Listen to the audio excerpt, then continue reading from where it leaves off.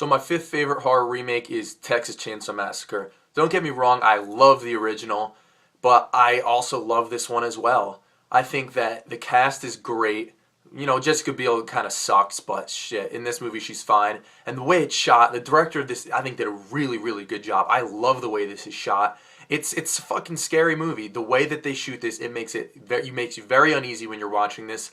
And it's got R. Lee Ermey in it, fucking drill sergeant from Full Metal Jacket. He acts the same. He's just so freaking badass in this movie that I idolize him. I idolize him in this movie, and it just looks so hot. It looks so hot and dirty and hot and disgusting where this is filmed that, like, if you just cracked open an egg and cooked it, it would cook on the pavement, which is something I've always wanted to crack open an egg and cook it on hot pavement.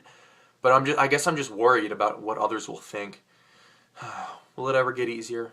And my fourth favorite remake is 2001 Maniacs. The original 2000 Maniacs, it's an alright movie. For its time, it's really good, really interesting that came out in the 60s, but it's nothing that people hold sacred. And I think this was a very fun remake. It's got that really shitty, cheesy, direct-to-video feel to it. And the special effects are bad, but the deaths are really funny. And it's got Giuseppe Andrews in it and Robert Englund, who I think both do a fantastic job, especially Giuseppe Andrews. He's one of my favorite actors. I love that guy. And he does a great job in this movie. Tim Sullivan, though, the director of this, hasn't done shit since this movie. The sequel to this was god-awful. That's one of the biggest pieces of shit and wastes of money I've ever seen in my life. And he did the segment in Chillerama, which literally almost ruined the movie for me. I thought that was the worst segment I've ever seen, the werewolf one. Oh, it's terrible. Tim Sullivan, what happened? What happened, bruh? Number 3 is the Piranha remake. I don't have it, but I have the original, so I'll just hold this up. Piranha remake, I think, improves all of the... I prefer the Piranha remake much more to the original, except the original, the main guy in the movie, such a badass, fucking lives alone in a cabin in the woods, drinks excessively, wears flannel, has a sick beard. He's just so cool, and that's the one thing that I will prefer over the remake, is that guy is just so awesome, and I strive to be like him one day.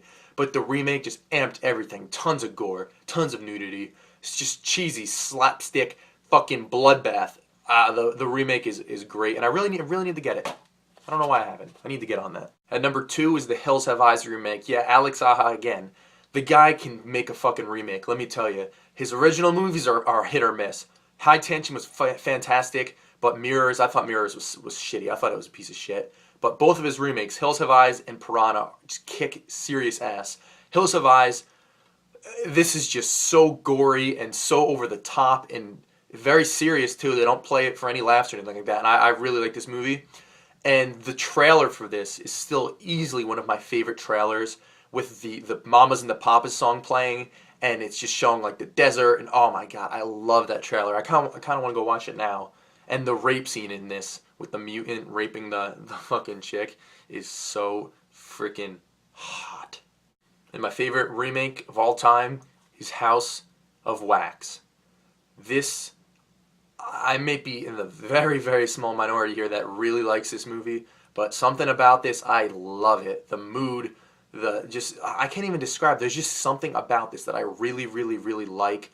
And when this came out, a lot of people were talking shit on it because it had Paris Hilton, but now Paris Hilton's in the past. No one gives a shit about her anymore. So you can watch this and have that stupid fucking part of the movie out of your brain and just watch it for what it is. And this is nothing to do with the original House of Wax with Vincent Price, which, I mean, it's a good movie, but come on, it's nothing worth getting offended about that they remade, because this is a completely different plot than that. I guess they just used the title to cash in on the remake phase, the fad, but this is just, I love it. I love this movie so much, so much. House of Wax. If you haven't seen it in a while, I really recommend giving it another shot. It's a great movie.